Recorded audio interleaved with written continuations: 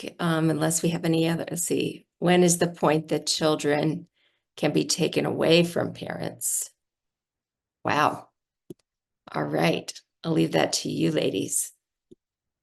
And Heather, let's hear from you. I think you might have a few comments even before we tackle that one. Maybe. I just have to think of how to, I guess, word it. I think just from what I've seen, I know you guys kind of talked about school-based health centers, right? And seeing those across different states. I think that's where it kind of starts. Do I unmute it here or here? Oh, sorry, my mic just started working. that's okay.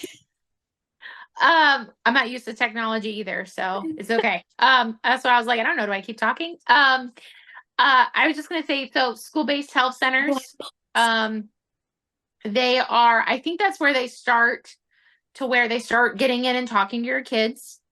Counselors, social workers, whoever it is on campus that they have, like a student support specialist, I think that was mentioned by Tiffany, and start talking to your kids at school and providing they'll say it's group therapy or it's learning coping skills.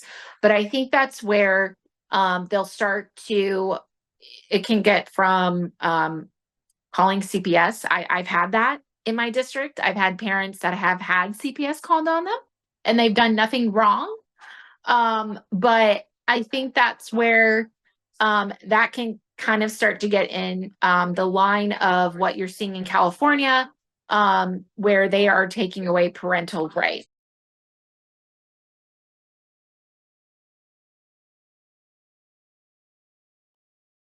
Oh, Heather.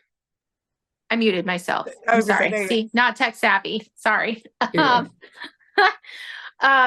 think so. I have seen that. I've seen a little bit in my district, not necessarily taking the kids out of the home, but it's to the point of they're opening that door to what you're seeing in California, where California has been changing some of their laws that if you as a parent don't take your child's identity change or whatever, gender change or whatever they want to do, if you don't accept it as a parent, they'll start to take away your rights as a parent, take your child away, or that's just what we've seen in California. And so I think it's that door is open through the schools, that your kid is there 8 hours a day. And so when you start seeing your schools are bringing in school-based health therapy, or they're bringing in that MTSS, right? It's a way to data track your kid, their behavior, their emotions throughout the day. They can use that data and then be later down the line become California, where they can say, oh, we're going to pull your kids because we have all this information data of how your kids were feeling that day. And so I think it's just a door opening.